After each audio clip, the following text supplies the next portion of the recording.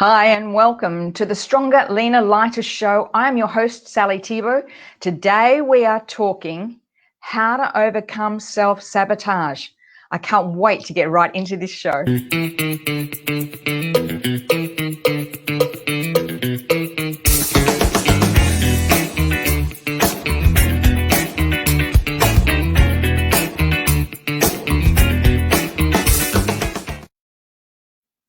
You know, in all my years of coaching, this is one area. This particular topic I'm going to be talking about today is the one that seems to be the hardest for most people to overcome, and that's self-sabotage. So we're going to delve deeply into this today in the next 20 minutes.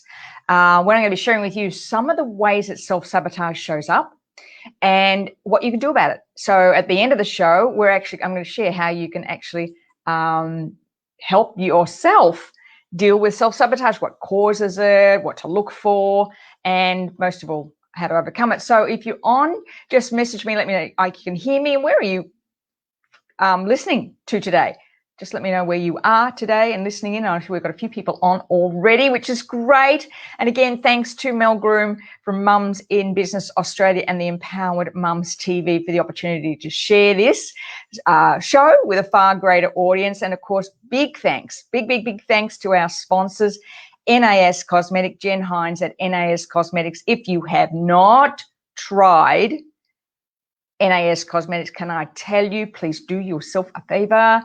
Check it out. Check out the website. And it, really, our skin is our greatest organ. What we're putting on our skin is so important. And women in particular place a lot of cosmetics on their skin daily without understanding how detrimental it can be. So NAS Cosmetics, purely Australian made and just clean products, no toxins, no chemicals. So check that out. NAS Cosmetics, my favorite. Great coverage. And I know she's got a masterclass or a workshop coming up for those between the ages of 30 and 40. So that's coming up soon. So you can check that out. Let me just see. Hey, Anna, lovely to see you here. Thank you for joining us. How lovely it is in Townsville at the moment. It must be a little, hopefully. It's a little bit cooler. You know, it's interesting. I went for a walk yesterday morning and you could just feel that teensy little bit of autumn. Not a great deal, but teensy little bit. All right. Hope you've got your pens out. We're going to talk about self-sabotage. And it's interesting, isn't it? Because in my experience, these two things that come up for most is self-sabotage is caused by fear of failure or fear of success. It's just fear. Now, what's really interesting with the clients that I deal with, it's actually the latter. It's actually fear of success that is actually the thing that holds them back. I see in this overcoming this imposter, the self-sabotage, it's actually fear of success. Why? Because it makes you vulnerable. As you get higher and higher up the apologies, it was supposed to be turned off. As you go further up the ladder of success, you feel more vulnerable, and the self-sabotage starts to come. So we're going to talk a little bit more about that at the moment. Again, apologies. I thought I'd turn my phone off, but I hadn't. Let's just do that right now. Turn the phone off. Okay, back to where we started. Let's look at what that is. Let me have a couple of comments. Hello, Maria from Ningen. Great to see you back, Maria. Lovely to have you back. And Deidre, lovely to have you back too. Lovely to have you on the show. Please be sure to ask any questions. Let's get straight into this. So number one thing is to find the story you're telling yourself. I have a thing with my clients when I say to them, if you're in the midst of, you're stuck, you feel blocked, the first thing you must ask yourself is, what's going on for me? So here are some of the I'll get to that in a minute. Let's go on to some of the things we're telling yourself. What's the story you're telling yourself? Because it's the story you're telling yourself that impacts on the self-sabotage. So it's an old pattern. It's an old story. If we didn't have these lovely old stories based on the people, words, events of our past, life would be pretty darn easy. But most of the challenges we have are what is in our head. We are reacting to stories. How does self-sabotage show up? Well, in the particular area that I mostly work in, it's 3 areas: body, relationships, bank account. Whatever blocks you have in your life are going to show up in those one or all of those 3 areas. It seems to me the easiest way for most women to sabotage is their body. We did the show on conscious eating last week. You know that information as well as I do. You can Google any information. What you choose to eat or not do is really based on sabotage. The story you're telling yourself. Now, interestingly enough, the path to healing one is the path to healing all. So whatever's going on for you right now, whatever that challenge is, body, relationship, or bank account, the same path heals it all. It's all just interlinked. What I want to share with you, first of all, is probably one of the biggest things most women go through, and that is the imposter syndrome. The closer you get to success, the more this is going to come up for you. And I'm going to go through the 5 aspects. Now, just to acknowledge, this is the work of Dr. Valerie Young. She's the author of The Secret Thoughts of Success for Women, Why Capable People Suffer from the Imposter Syndrome. So if you're experiencing and know you're in good company, about 75% of people, men and women, will experience the imposter syndrome at some time in their life. Oprah Winfrey talks about it. Michelle Obama talks about it. Maya Angelou used to talk about it. And so those are just some of the people off the top of my head. There are far more people that talk about the imposter syndrome, this feeling like at any given point in time, someone's going to figure out I'm a fraud, and I have absolutely no idea what I'm talking about. It's just a form of self-sabotage. So let's quickly go through the 5 aspects, and those who are on the call who work with me will have been through this already. But let's go through this. Number 1, the perfectionist. Now, this is the person that everything has to be perfect, or I'm not doing it. Perfectionism is self-sabotage. It's that sense that if I'm not perfect, if I'm not good enough, if everything, all the ducks in a row, then how can I do what I need to do? And if you're in entrepreneurial as a coach or a leader or a business owner, that everything is really an inexact science. That nothing's ever going to be perfect, ever. And if you're waiting for it, you're probably going to miss your opportunity. So the perfectionist, number 1. Let me know in the comments if you recognize any of these in you. Number 2, this is me, superwoman. Now, the type of woman this is me. So I had 3 children, raising a child living with autism. I was the president of the PNF. I was on all the committees, and I was working full time, and I had a huge job, and I was the type of person when they came and said, "Sally, can you do this?" I'd go, "Sure, no problem. I can do it. I can handle everything." The superwoman is constantly running to avoid looking at what they're actually doing.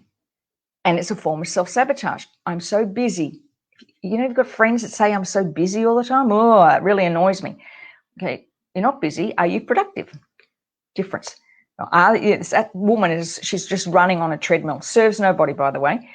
But it's a way of feeling confidence. It's where we get our confidence from, that superwoman. I'm so busy, I must be important. Number 3 is the reluctant genius. Now, this is the person, it might be, now my mother is this, one of my daughters is this. They're the type of person that seem to naturally get A's or B's. You might go all the way through school and have gotten A's, and people have said to them, you're really good at this.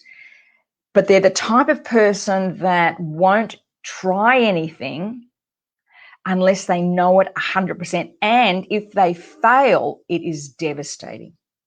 Absolutely devastating. So while it looks like they're natural at what they do, it looks like that things come easily, it's actually not. And they'll say to you, "Oh, no, I worked really hard," or no, I can't do that until I know it better.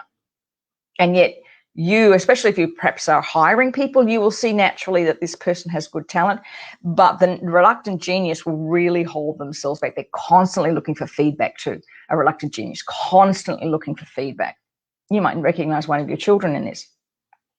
Number 4 is the soloist, and the soloist is the person who just believes no one can do it as better than they can. Only reason is because they figure if they hired somebody better than them, that people would figure out they're a fraud, and they don't know what they're talking about. So the soloist tends to take on board a lot of different projects, really has a difficult time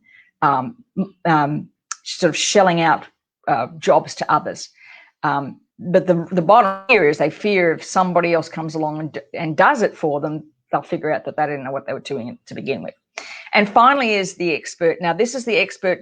I used to work for somebody like this that did degree after degree after degree. It was never enough that he could just, be himself. He went on to do a couple of masters, an MBA, and the last time I spoke to him, he was doing his PhD and working full-time at the same time. It's this person who never feels they know enough. They're always doing courses. They're always waiting for the next course that they're going to do. And it's all a form of self-sabotage. It's all a form of self-sabotage. Let me know if any of those are, that's me. As I said, I put my hand up for the superwoman. And to really learn to let that go, because it does nothing for anybody, really, the superwoman. All right, let's look at the signs of self-sabotage, shall we? How to recognize it, because it often doesn't appear to be self-sabotage. You often don't know what it is. You just think it's something else.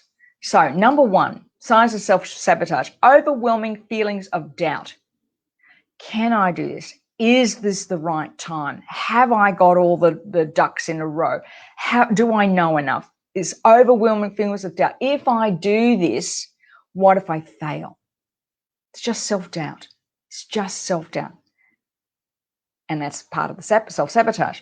Number 2, procrastination. Huge procrastination. That is just self-sabotage. If you set yourself an intention to do something, if you're like me and you've got your to-do list and you've got your journal where you write your intentions out every day, or I write my word out every day, and I have 3 steps in there that make sure I'm on track. And if I get to the end of the day and the big one I haven't done, it's procrastination. What is that? Self-sabotage, not laziness, self-sabotage. So every time you get to procrastination, to ask yourself, what's really going on? Why am I sabotaging my success? Because when you set the intention, your brain goes searching for ways to make it happen. The minute you think something, it's like when you want to buy a new car and all of a sudden you see cars everywhere. It calls frequency of illusion. Your brain goes seeking to ways to make it happen. That's the way it works. But if doubt arrives and self-sabotage arrives, you will find ways to stop that. You'll create the procrastination. Number 3, short fuse. Self-sabotage. You'll get cranky with people because they're not supporting you enough. You'll get cranky with people because the kids aren't behaving themselves. It's self-sabotage. You're just looking for opportunities to find an excuse not to do it.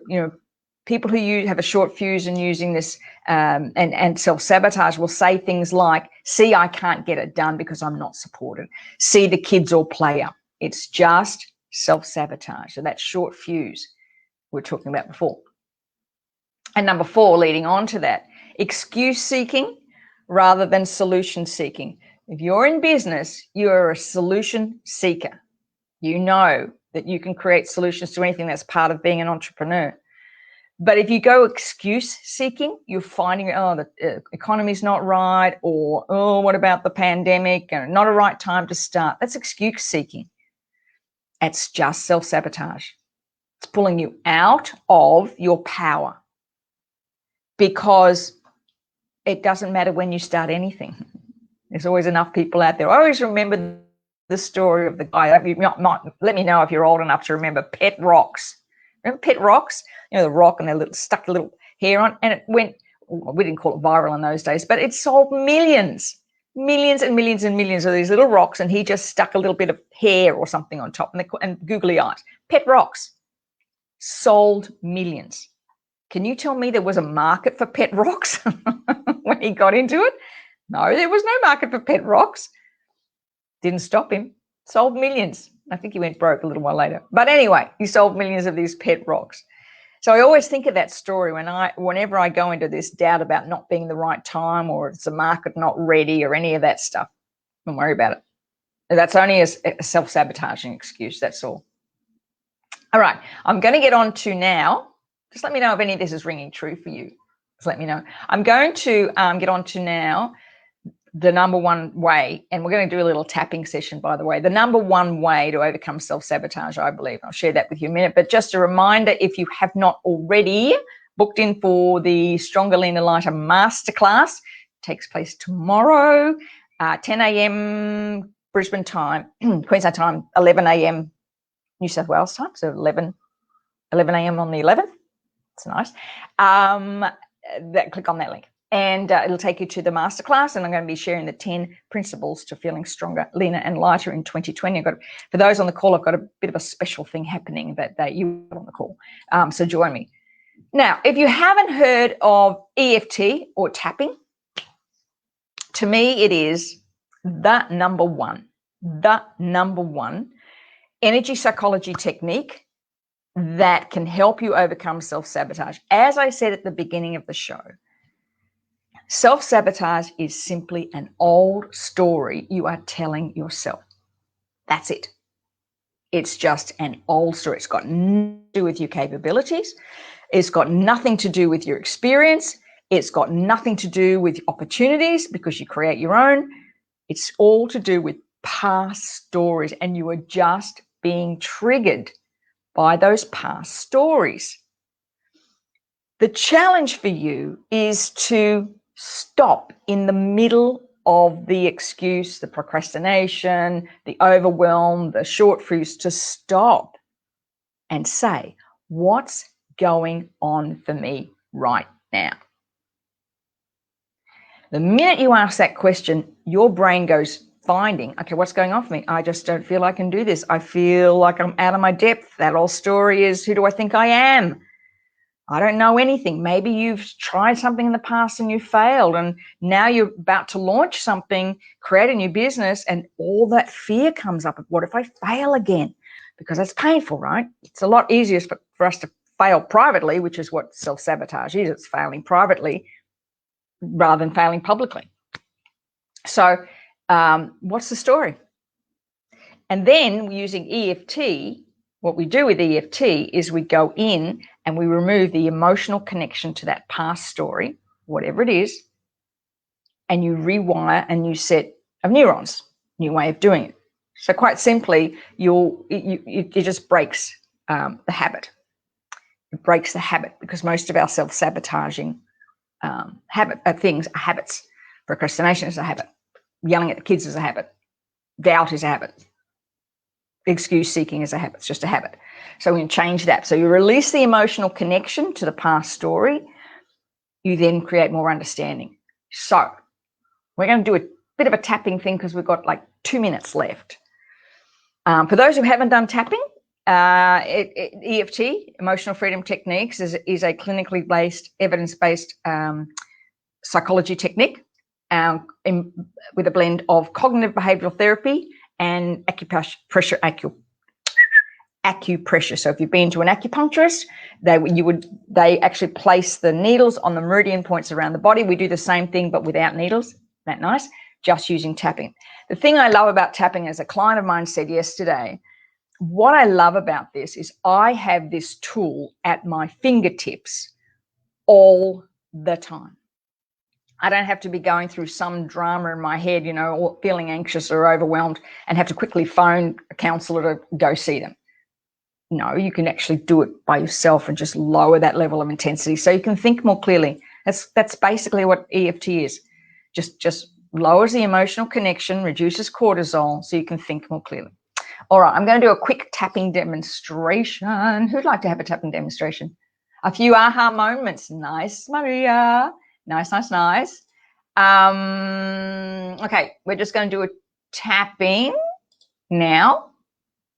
I want you to think for a minute of one of those things that may be happening in your world at the moment.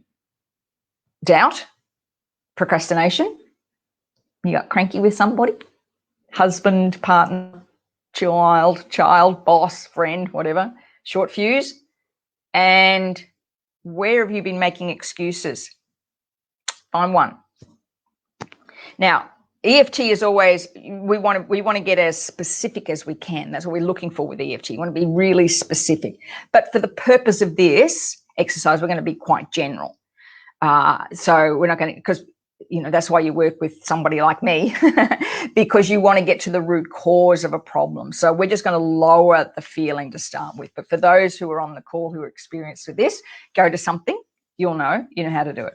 Right. I want you, first of all, on a scale of 1 to 10, measure, I'm going to use the word procrastinate, how strong that procrastination feeling is. Looking at something perhaps on your to-do list, and measure that feeling of procrastination and where you feel it in your stomach. So I feel it in your body. It might be in your stomach, might be your head, might be shoulders, wherever you feel it. Write all that down. Doubt, procrastination, I'm cranky with the kids, I'm making excuses, any of that. And we're going to start by tapping on the side of the hand. And you just follow me. It's really simple. Here we go. Even though I am procrastinating doing this, I deeply and completely accept myself and how I feel. Even though this procrastination is overwhelming, I know it's a habit I just can't seem to fix. I deeply and completely accept myself and how I feel. Even though I'm really procrastinating big time on completing this thing, I deeply and completely accept myself and how I feel. Okay, here we go. I'm procrastinating. It's a habit. I know I'm sabotaging myself. This procrastination, I know I'm just sabotaging this. I know what I want, but I slip so easily into procrastination. It's just like it's become a habit. This procrastination, what's it trying to tell me? What's the real reason behind it? What am I fearful of? This procrastination. It's just a habit. I do it all the time. This procrastination. Take a deep breath and let it go. Now, here's where I want you to think. Any little thoughts, ideas, memories, stories that popped into your mind, write those down. That's where you want to get really specific. So you'll need to go then and tap on that specific story. You might remember something that's come up, you know, like you got into trouble because, I don't know, you got a C on your paper, you tried real hard and everyone was expecting a B or whatever.